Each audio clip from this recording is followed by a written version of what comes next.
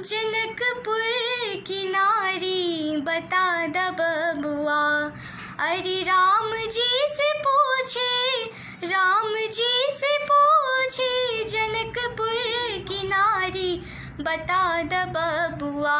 लोगवा देत काहे गारी बता द बबुआ। लोगवा देत काहे गारी बता द बबुआ। अरे राम जी से पूछे, राम जी से पूछे, जनकपुर की नारी बता द बबुआ। लोगवा देत काहे गारी बता द बबुआ। लोगवा देत काहे गारी बता द बबुआ। तोहरा से पूछूं मैं ओ धनुषधारी, तोहरा से पूछूं मैं ओ धनुषधारी। एक भाई गोर काहे, एक भाई गोर काहे, एक काहे कारी बता द बबुआ। अरे एक भाई गोर काहे, एक भाई गोर काहे, एक काहे कारी बता द बबुआ। लोगवा देत काहे गारी बता द बबुआ। लोगवा देत काहे गारी बता द बबुआ। ई बूढ़ा बाबा की पाकल पाकल दाढ़ी, ई बूढ़ा बाबा की पाकल पाकल दाढ़ी। देखन में पातर, देखन में पातर, खाए भर थारी बता द बबुआ।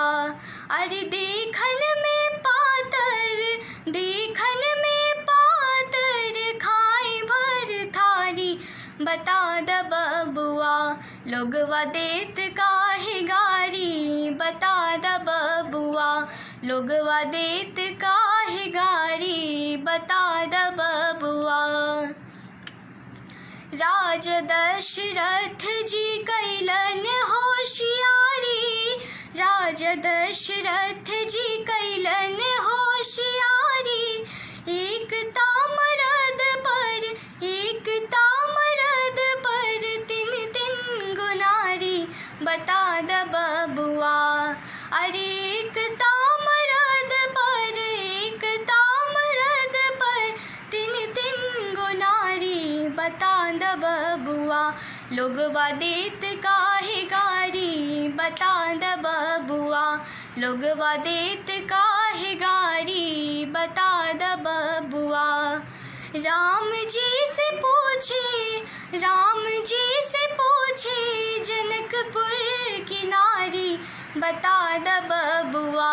लोगवा देत काहे गारी बता द बबुआ। लोगवा गीत काहे गारी बता द बबुआ। बहुत बहुत धन्यवाद सर।